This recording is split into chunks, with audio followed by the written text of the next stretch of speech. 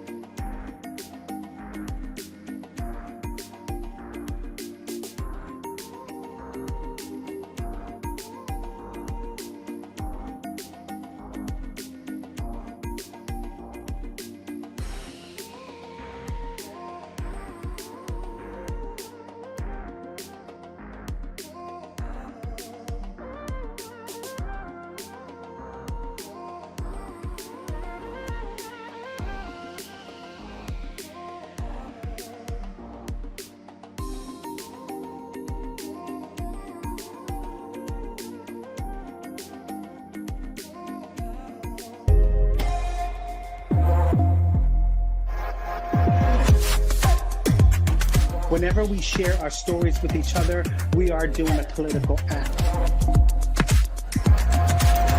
You can't have all this art without dealing with my Blackness. You know, on TV, everything happens quickly and dramatically. I want to be seen in multitudes without any assumptions like laid onto my body. Here we are celebrating together. This is exactly what we need to continue the fight. Creating a world where care is at the center of how we live our lives. That's what Pride should be about.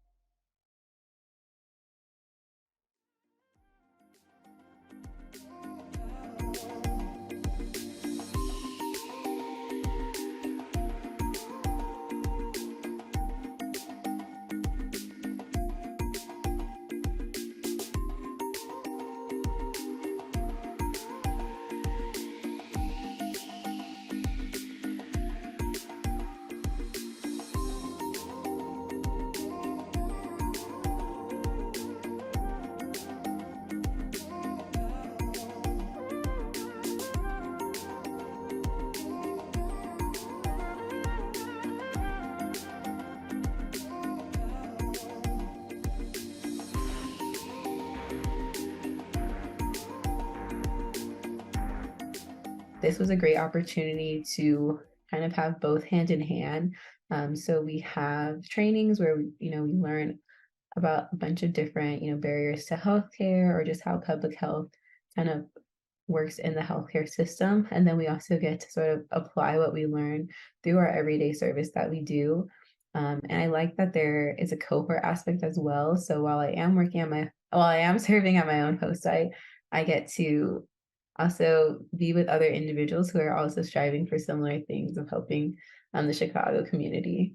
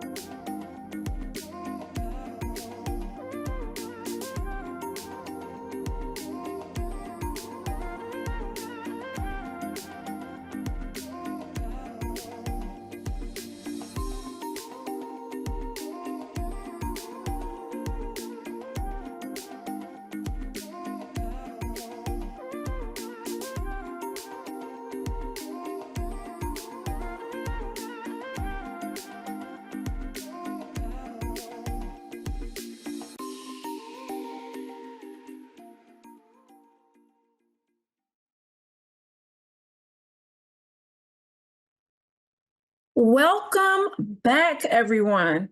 We hope that you enjoyed your morning breakout session and had a great lunch today. We are putting up another poll to get initial reactions from you all based on what was presented this morning. So while you're completing the poll, we'd also like to give another shout out to our sponsor, ViiV Healthcare. ViiV is committed to delivering innovative new medicine for care and treatment of people living with HIV. Their mission is to leave no person living with HIV behind.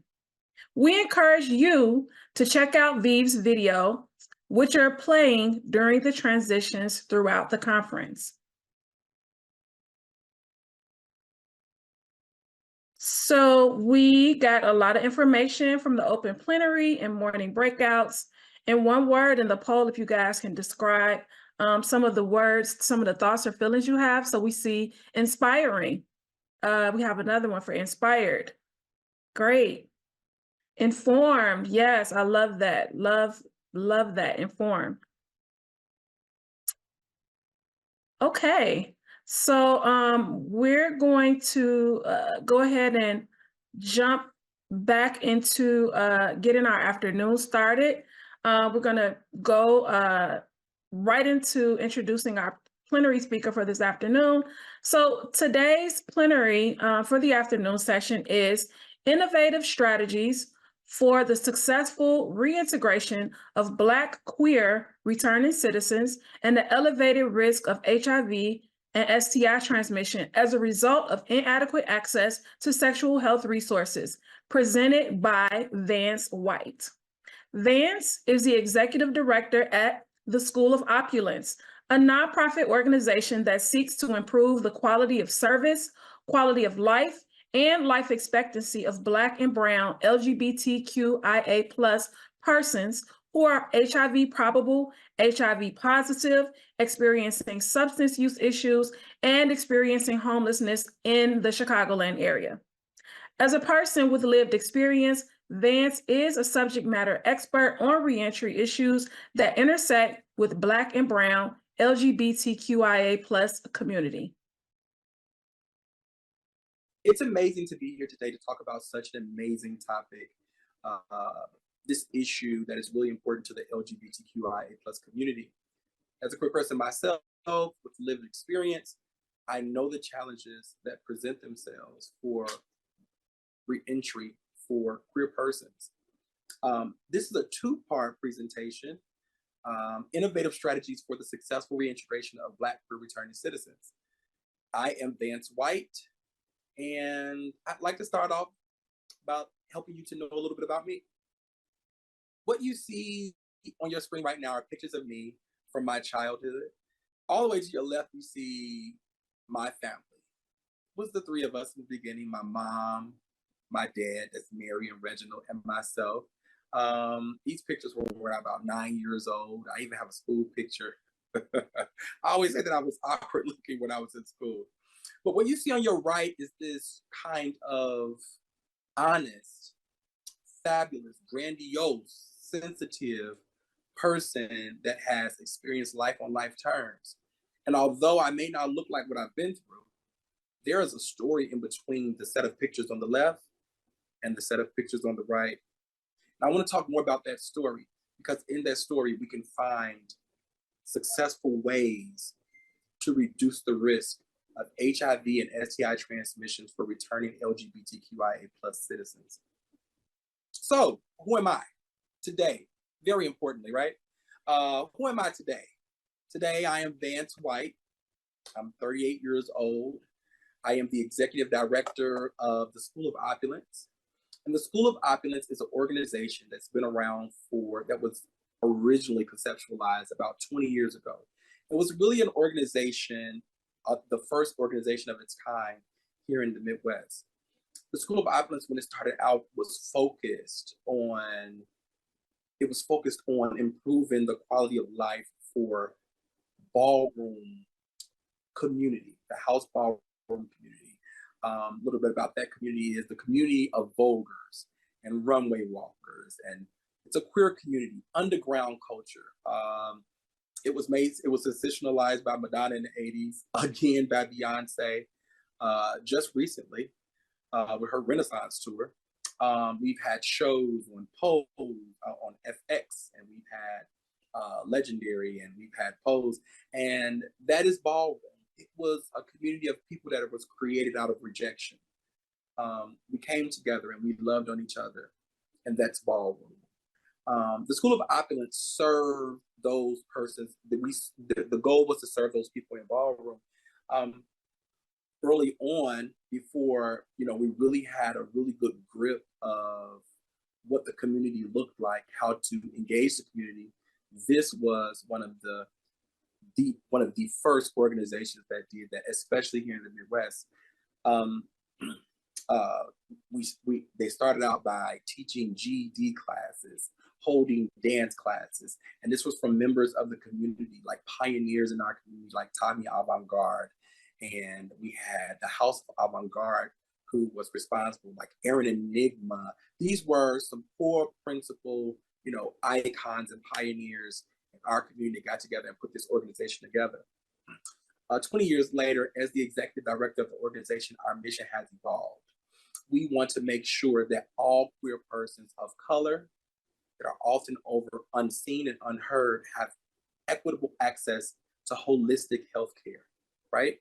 A holistic health care. We want them to have equitable access to higher education. We want to be able to polish pain into purpose. And that is the School of Opulence today. Our mission is to improve the quality of service, the quality of life, and the life expectancy for Black, gay persons who are HIV probable, HIV positive, and susceptible to homelessness. Doing that in a very intimate way is what gets me into this work. I have a passion for that because I've been down that road before. I'm an LGBTQIA+ advocate, right? Some would say that I'm an agitator. Sometimes I would agree. As an advocate, I continue to advocate for resources to be placed in culturally competent hands so that we can serve the people that we care about, that we live with, that we love, that I can serve my community. We just recently had a advocacy day in Springfield where we went down with the Black Leadership Advocacy Coalition for Healthcare Equity. We went down and we talked to our legislators about putting money in Black hands so that we can serve Black people. It's very important.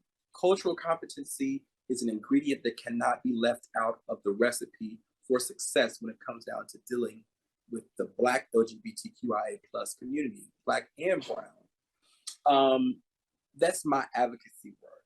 I advocate again for a higher quality of life for all Black queer persons who normally don't have a seat at the table. I am a member of BLACHE, a proud member. I'm also a member of the Chicago Syndemic Advisory Council to the Chicago Department of Public Health.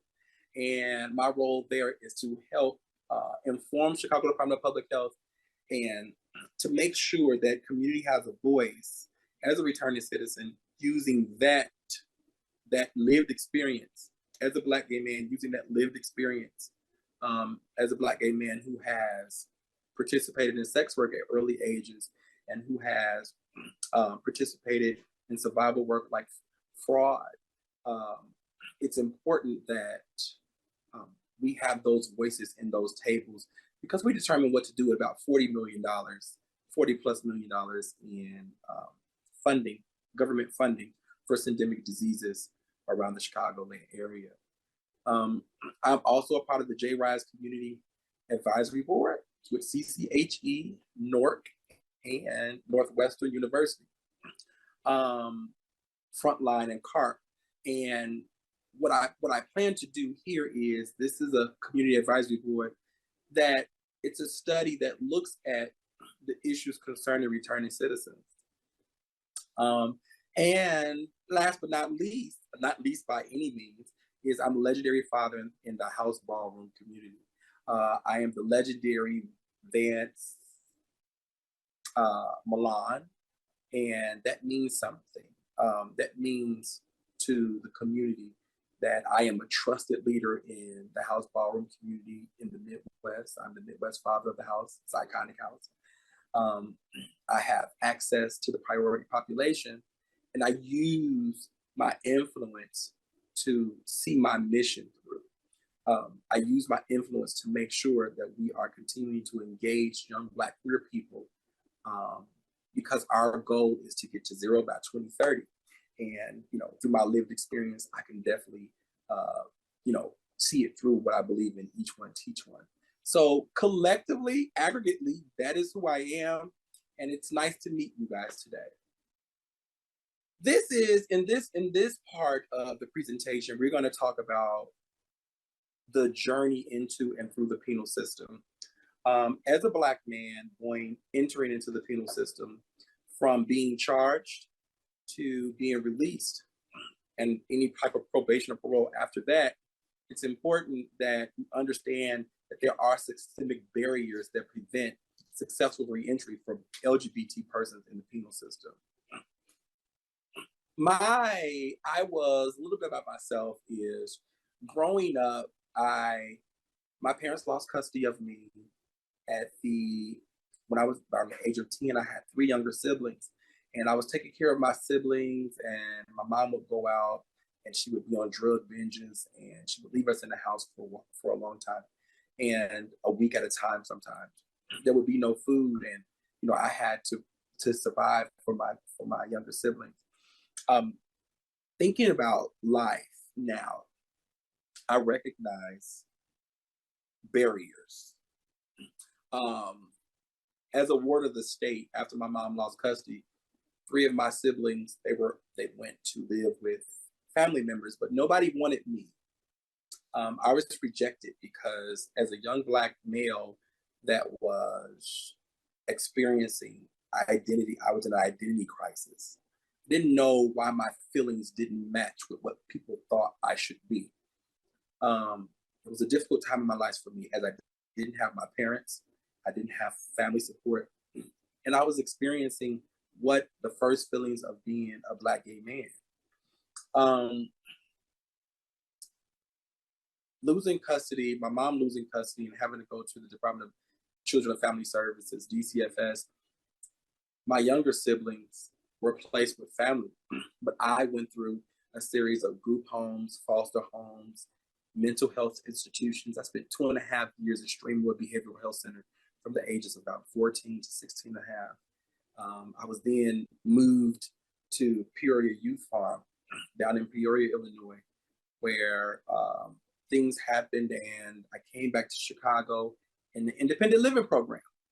So that means that they gave me my Department of Children and Family Services, they placed me in a program called Kaleidoscope, and they gave me my own apartment and a weekly stipend and just said survive. Didn't particularly have the skills to survive. But that's what it was for me. I met a group of people in the house ballroom community, and I'm the same person that didn't have family support, that didn't know who I was, that was experiencing an identity crisis. I was able to meet people in the ballroom community, and they embraced me. Just imagine a group of runaway people, a group of cast out people, set aside people. Just imagining us embracing our own. We know what we've experienced, and they embraced me. And particularly, I learned a particular survival technique with sex work and with fraud. Sex work really wasn't my thing. Didn't enjoy it, so I decided to do fraud check writing. And in my process of check writing for the years that I would intermittently go in and out of jail. I would get caught here with a fictitious ID, or I would get caught with a checkbook or something like that, and I would go to prison for 6 months, a year. And to me, it wasn't so bad. It was a lifestyle. It was like what came with it. My very last time going to prison, I served 7 years, and it was a federal prison sentence. And on the other side, while I was in prison, I said to myself, I am not coming back here. And there was this big buildup of honesty in my life.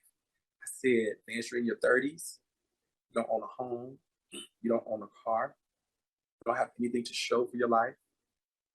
You have failed. And I wasn't okay with that. I was released from federal prison on December 13th, 2018. And I said at that point, I came out of prison with a plan. And I said at that point, I was never going back to prison again. 5 years later, here I am. I've not been back. However, it is not because of resources or help that were provided to me. It is not because they have programs and processes in place to help lubricate the transition of Black LGBTQIA plus persons back into community. It's not because of that. It's because I had a will not to go back. When I look back over my experience, I recognize I am a number, right? My prison number was R62757. When people called me in prison, they called me White R62757. I was a number.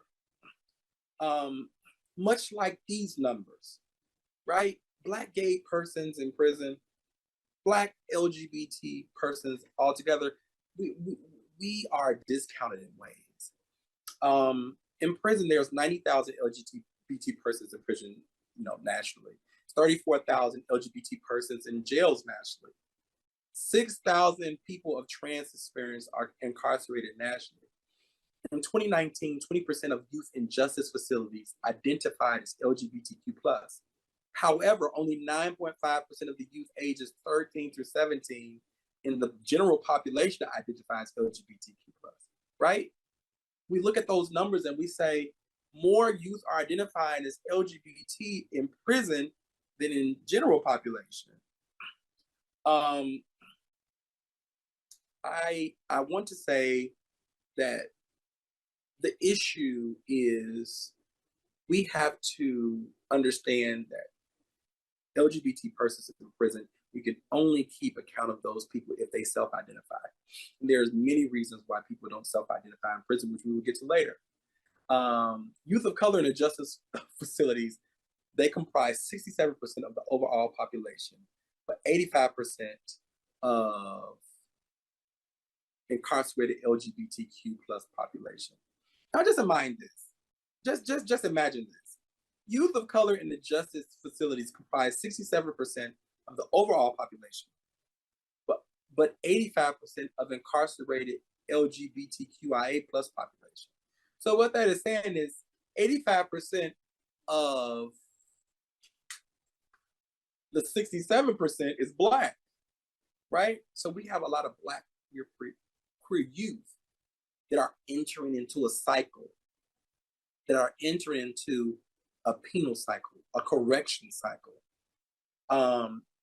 We look at the numbers, we know recidivism rates are high.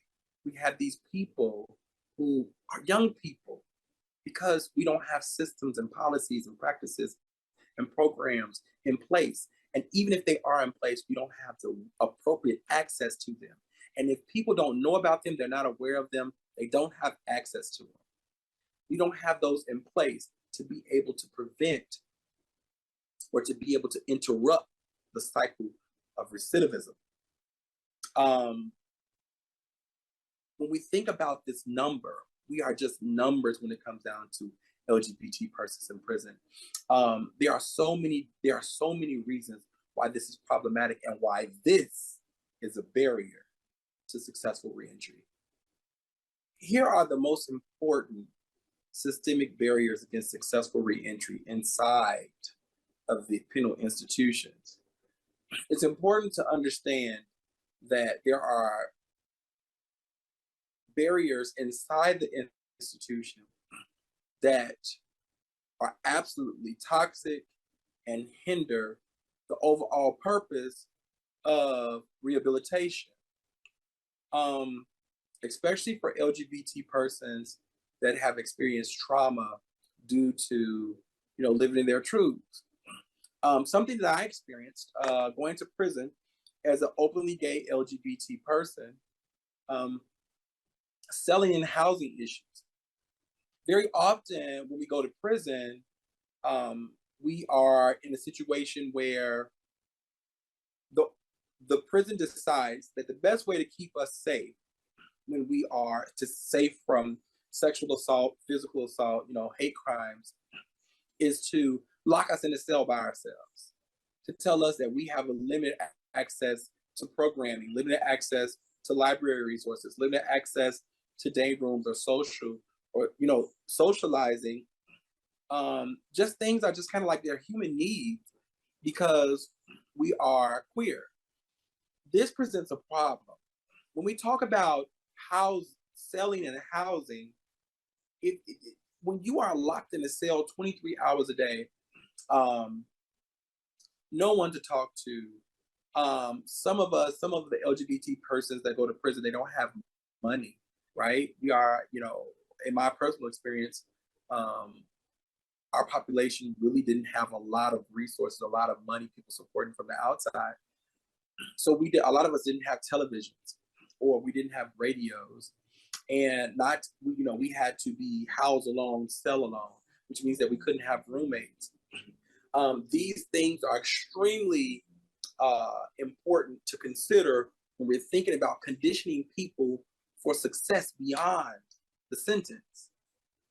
Not being locked up by yourself for years can drive you crazy. I can remember a time when I was in prison, and because of my preference, the way I identify, I was locked in segregation, where I was served different food,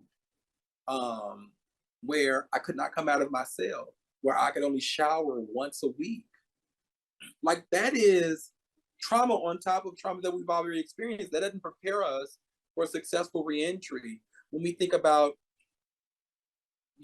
physical abuse in prison, one of the largest issues that prevent LGBT persons or queer persons from being able to focus on rehabilitation, focus on bettering themselves, is the threat of physical violence, physical abuse in prison.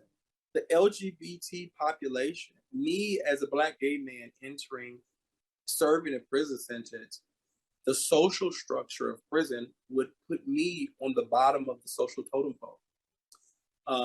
There are maybe one other community of people that may be considered under gay persons or queer persons, but in prison, queer people are considered the very least of people.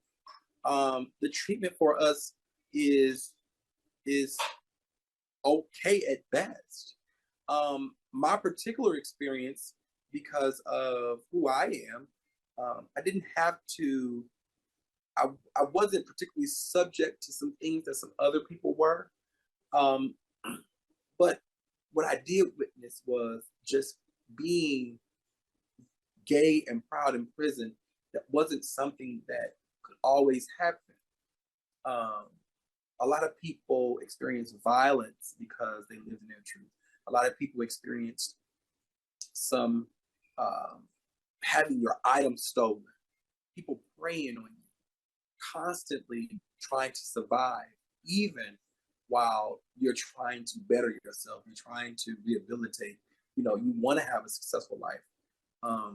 I can remember wanting to lead a successful life, but I couldn't focus on that because I was caught in a survival mindset for 7 years. I couldn't think about anything else but surviving. And it's very difficult to focus on bettering yourselves when you are always looking over your back. We have to be extremely vigilant when it comes down to, being in prison. We have to, people get stabbed in prison. I've seen people get stabbed. I've seen people be violated for gang issues. It's very important to learn how to navigate, and spending so much of your mental capacity to navigate prison system, populations, social networks in prison so that you can be safe, so you don't have to worry about physical abuse. It's difficult. Verbal abuse. Everywhere you go in a child hall, it's, I'm not sitting by this faggot, I'm not sitting by this sissy, this geechee. The verbal abuse is outstanding, right? We talk about trauma and we talk about the cycle of trauma. And when we go into the prison system, how that is perpetuated and concentrated. Sexual abuse. A lot of my first trauma was sexual abuse. Being molested at a younger age and being born into prison where I have been touched. And although I haven't been raped, and I thank God for that, I know people who have been raped. Some of my queer family in prison.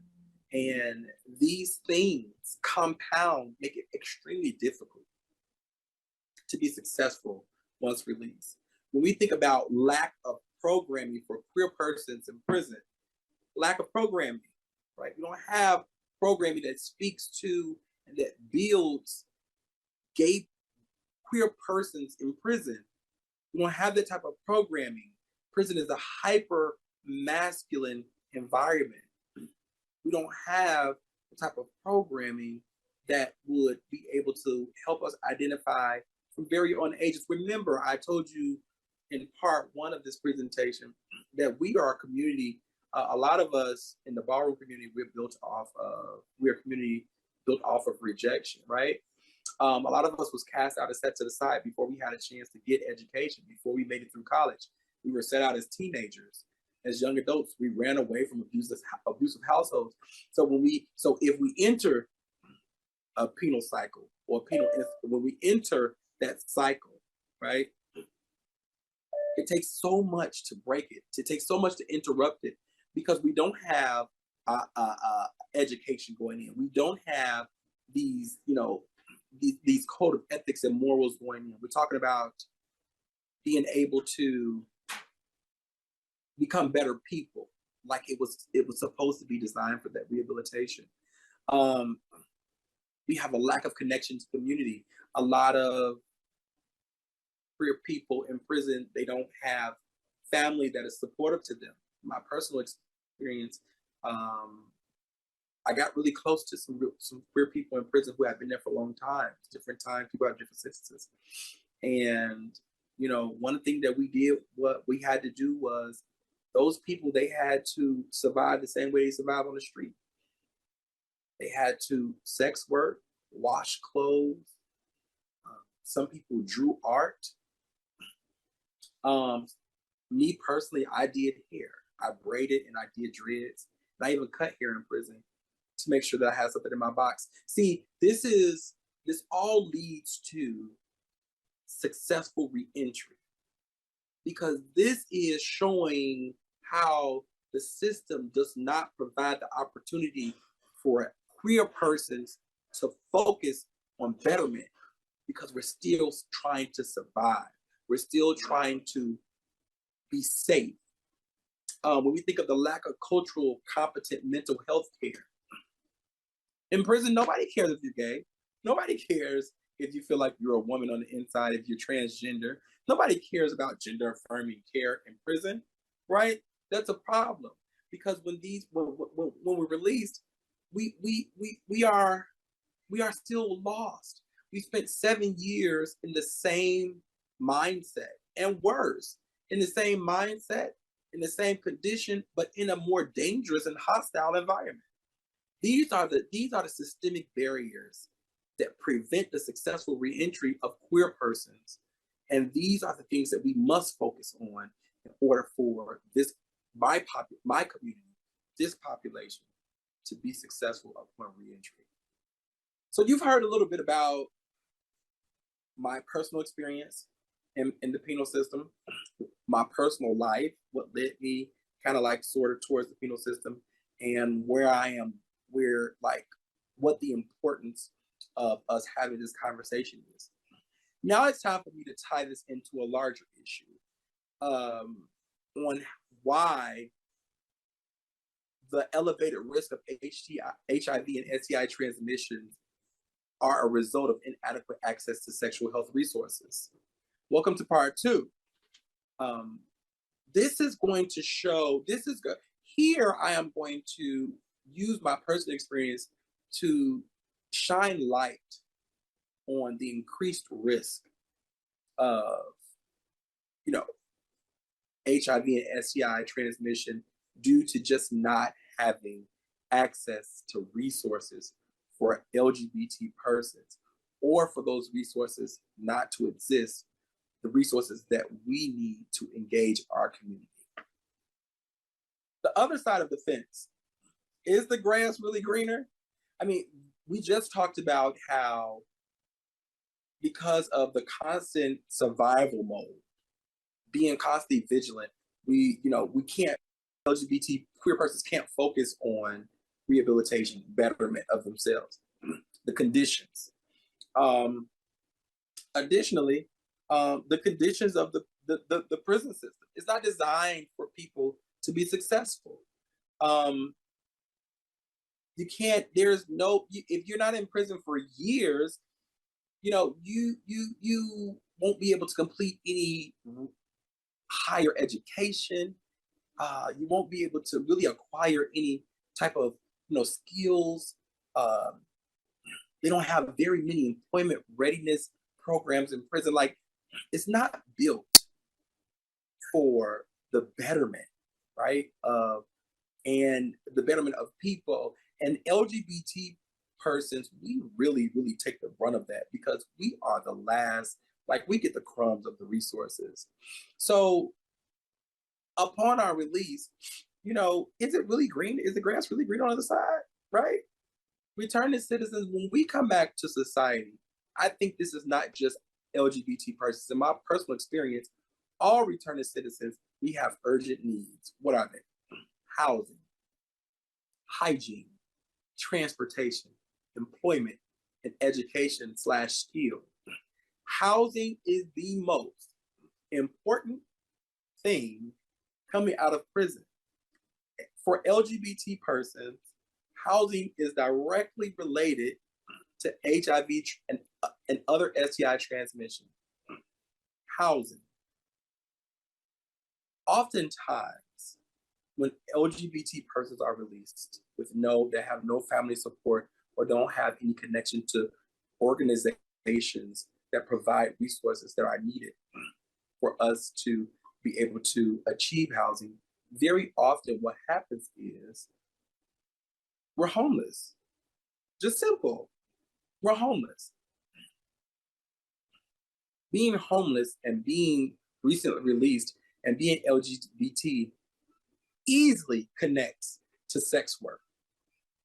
Housing may be the #1 issue that people enter into prostitution or other forms of sex work. The need for housing, right? That is something we must address for returning citizens.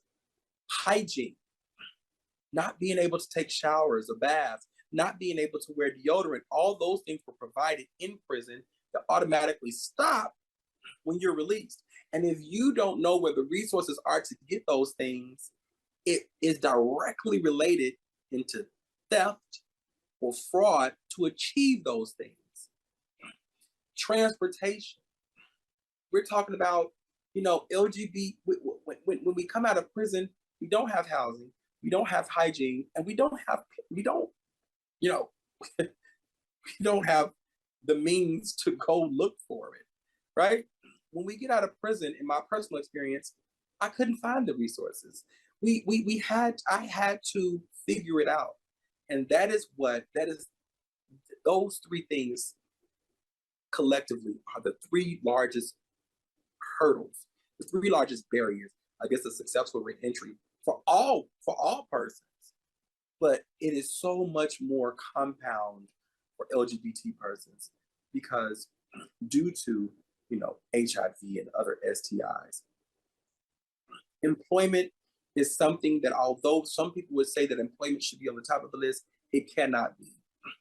A lot of people can't focus on job interviews, getting groomed to go to the interview, working a job when you don't have a place to lay your head, when you don't have a shower to jump in, when you don't have a way to get to work.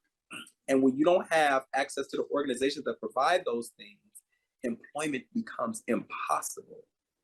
Right under employment, people don't have time to go to be educated, to be employed, because we're too busy worrying about housing, hygiene, and transportation, right? The reason that I don't have food on this list is because some way, somehow, we always find a way to eat. I think that when we think about, in my personal experience, I never prioritized eating. I can remember times where I didn't eat for a day, but it was still more important to me to secure housing, hygiene, and transportation. These things are the foundation of holistic programming and resources that can change the trajectory of the success rates for returning queer people. So after being released, after being led to the other side of the fence, now we're forced back into the cycle.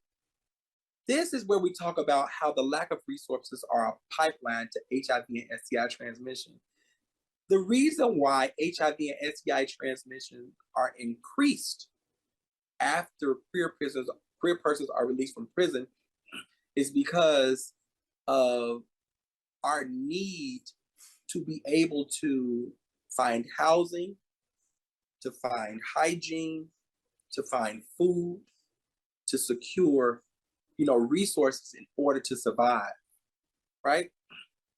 Securing those resources to survive, the very, very basic human needs leads to prostitution, right?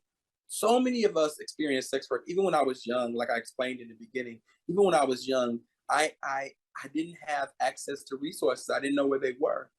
It's not a lot of outreach that goes along with, trying to make sure that, people like me, we knew that the resources were there. So prostitution is a real thing.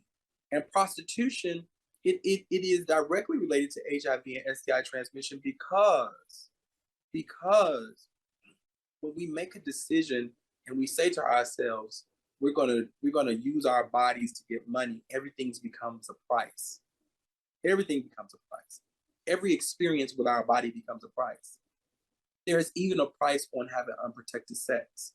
And for a lot of my queer brothers and sisters, they have placed a price on having unprotected sex. And having unprotected sex through prostitution has a direct effect when it comes down to HIV and STI transmission and maybe one of the largest reasons why persons who do sex work, you know, why they are infected by HIV or other STIs.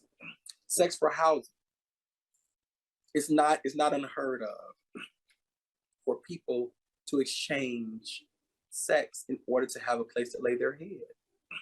When we go, I was in a position when I got out of prison, I didn't particularly have my own apartment. I didn't have my own car. I had the clothes on my back and the shoes on my feet.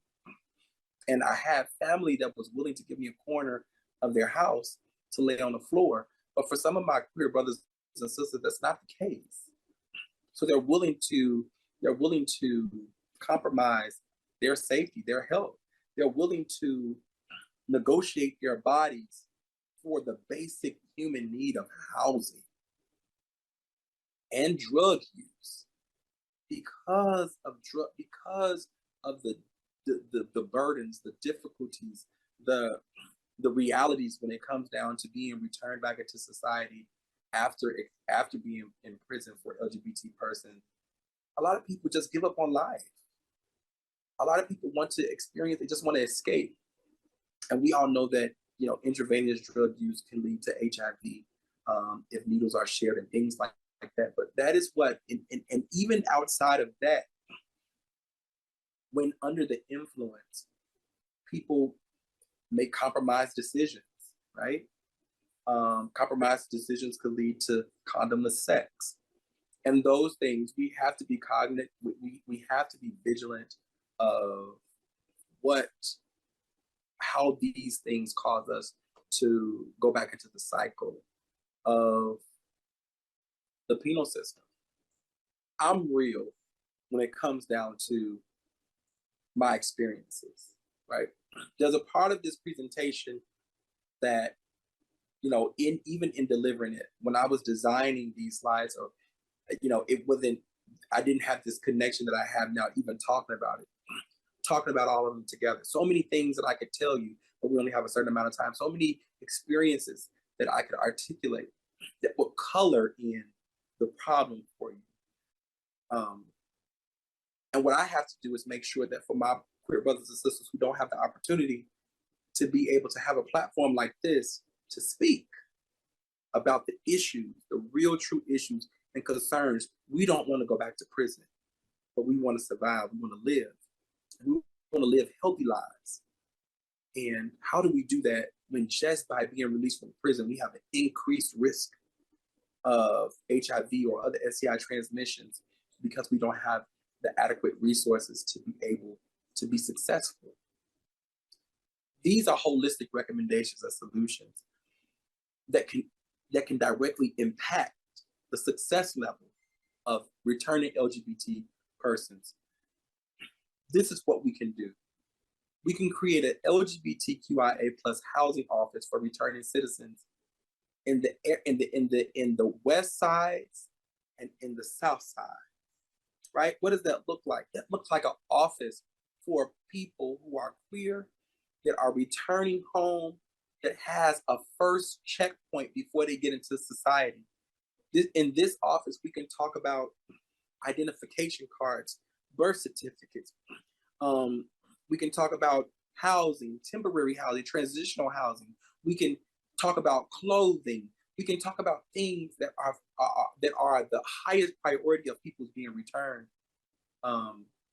returning to society, right? We can get real resources in real time to people, and just by doing this, we can reduce the pressure that will cause people to enter into prostitution or to enter into sex work to survive after being released. Because a lot of these things are immediate. We can create programming in partnership with IDOC that engages and support LGBTQIA plus persons throughout their entire incarceration. It's not just the last month of a sentencing. We need to engage LGBT persons throughout their entire process. I would argue that we need a program in the institutions that check in, that we continue to check in on these people, that we continue to push for programming just for LGBT persons, because we are overlooked, underheard population in prisons.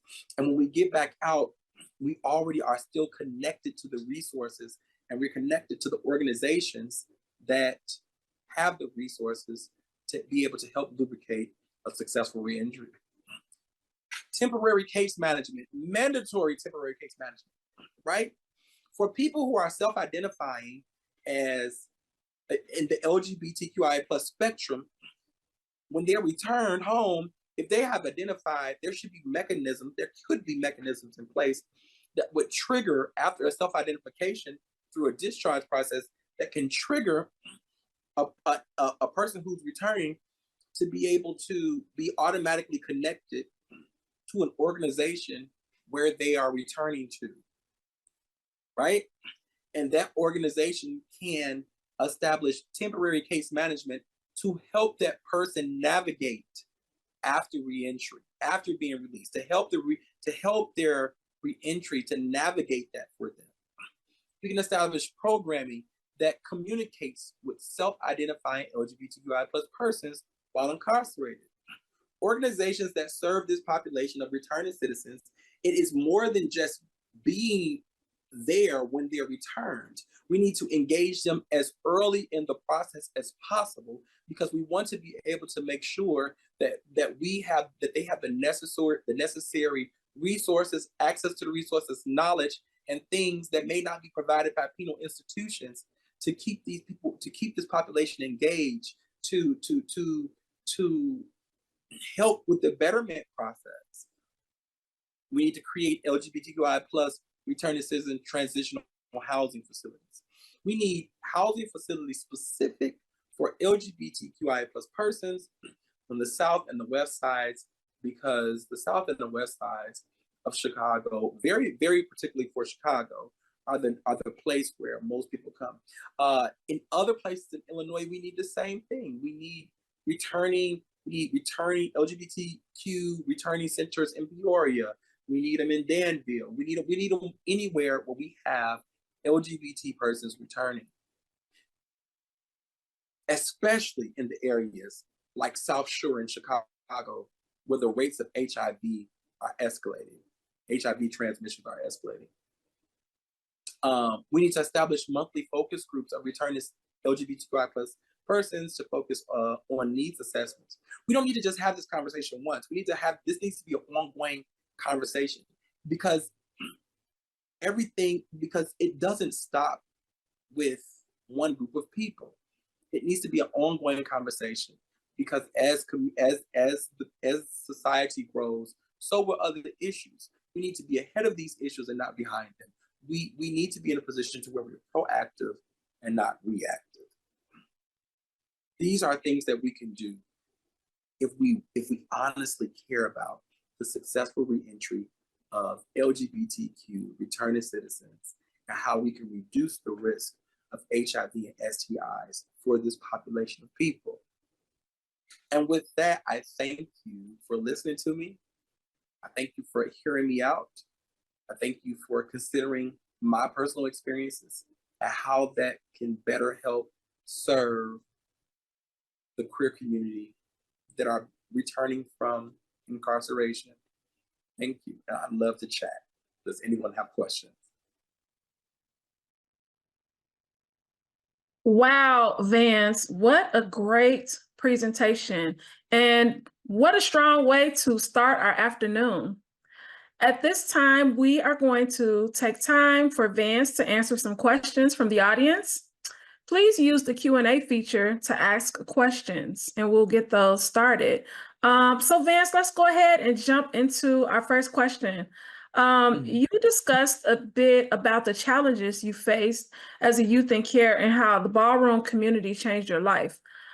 In what ways did ballroom contribute to you becoming the individual you are today? And do you feel that your experience with ballroom led you to be the executive director of the School of Opulence? So, ballroom, just jumping straight into the thick of it. Ballroom is not for the weak-hearted. It's not for the faint of heart.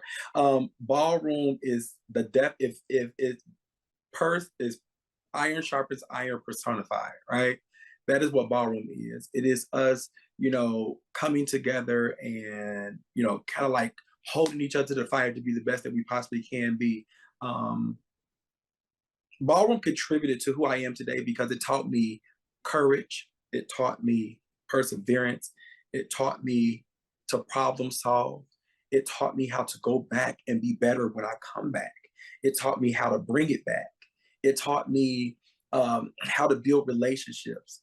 There's a certain level of conflict resolution in ballroom. It taught me all of those things.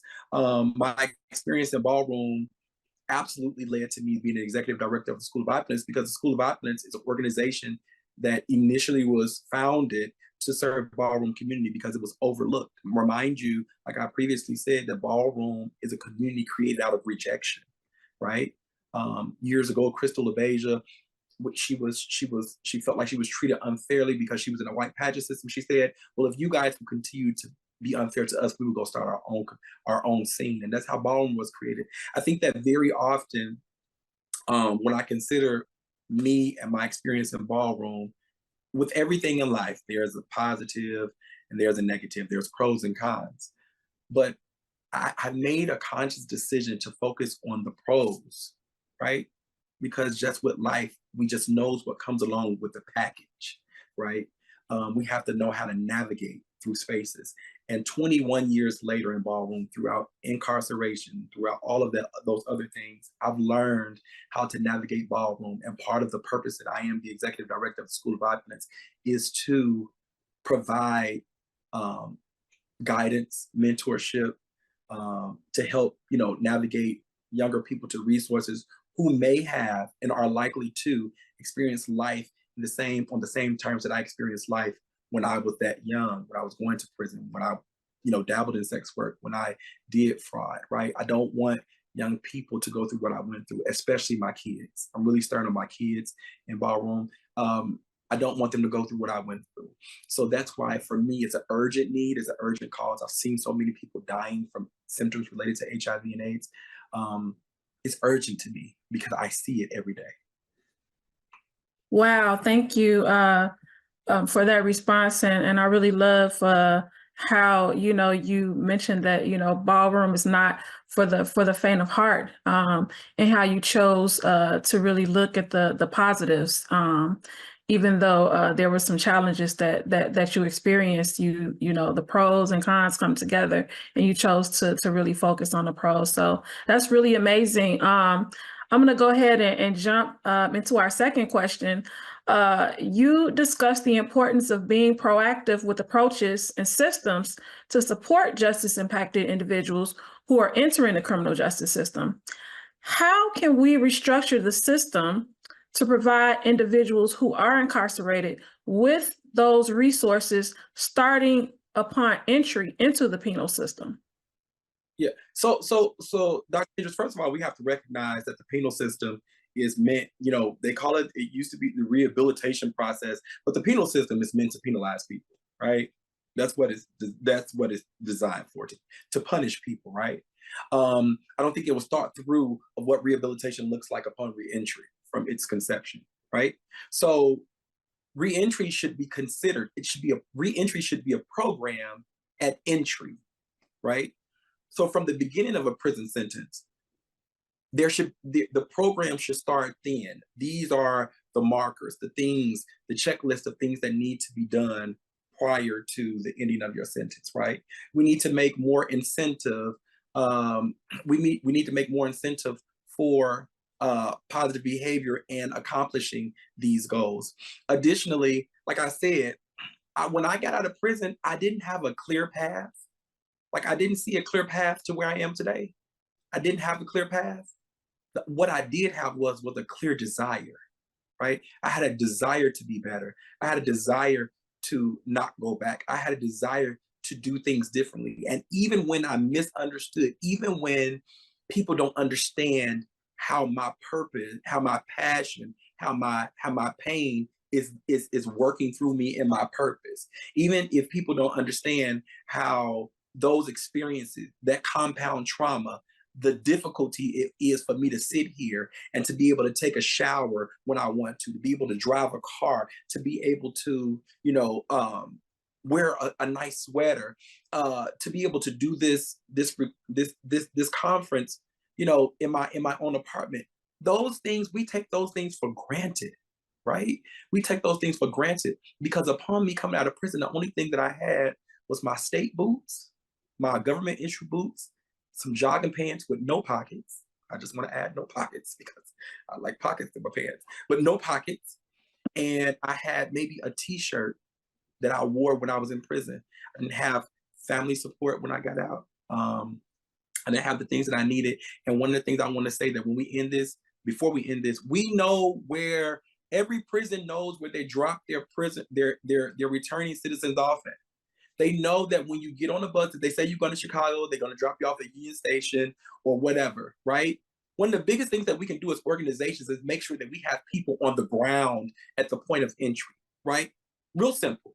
Like we can make sure that our organizations have a mobile unit or somebody stationed in those places. What does a returning citizen's office look like in Union Station? What does that look like? Like, why does it seem like the resources are so hidden? Because people don't have the capacity to try to explore and discover. Because when I jump off the bus, I need somewhere to go to sleep that night, even if it's a Friday, right? When the organizations are closed, I need somewhere to go that night. When I jump off the bus, I need a shower. When I jump off the bus, I'm hungry, right? And that time frame between Friday and Monday could absolutely be a difference. There was one time when I got out of prison, I was back in 45 days because the time frame to connect people to resources, the same with HIV, there's a time frame that you need to connect people to care. The time frame to connect people to resources upon reentry, the longer that you wait, the more the possibility of a person re-engaging and re-entering that cycle of recidivism, the more likely that they're going to do that, because that's all we know. We've been locked up for 5 years.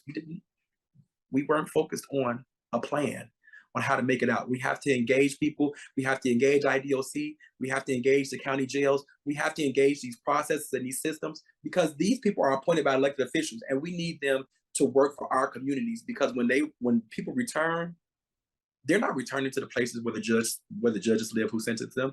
They're returning to our communities, right? So we have to engage. We have to engage on a different level. We have to understand the issues. We have to invite people to the table who have the lived experience. And we have to invite people to the table to the lived experience along with people who have the resources so we can come up with informed decisions on how to tackle the most largest issues with reentry for Black queer returning citizens, queer returning citizens of color, queer returning citizens all together. Like there has to be, queer people are 3 times more incarcerated than general population, right? That's a fact. That's a number. We have to do more. And, again, what does that look like? That looks like open up a returning citizens office in South Shore, right? That looks like opening up returning citizens offices in the places where we know that they come back. If Black people are the most incarcerated people, then we need more resources in Black communities where they return to. And I just want to leave that because the conversation is so robust. And I want to point out, Dr. Kendricks, that there's very, very, very little data to show the real issues, to speak to the real problems, because the people who don't live in these communities are not concerned, right? They're not as concerned. And, I feel like it's part of my responsibility with my lived experience, even as an executive director of a community-based organization, to use my experience, to be a voice in a room where we're not normally invited to have a presence in a room that was never built for us to be in. Wow. Thank you so much, Vance. I appreciate your passion, your energy, and really some of the thoughtful and innovative approaches and simple approaches to ensuring, that returning citizens have those resources, not just, at discharge, but also starting to think about those services from day one.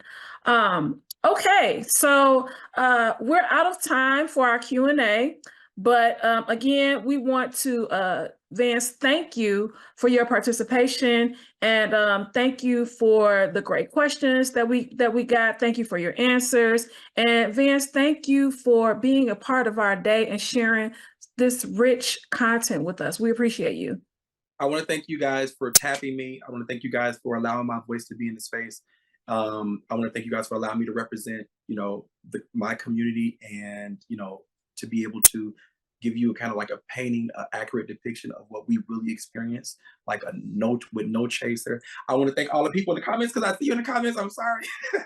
There's no way possible I can focus on respond to the comments and keep on task.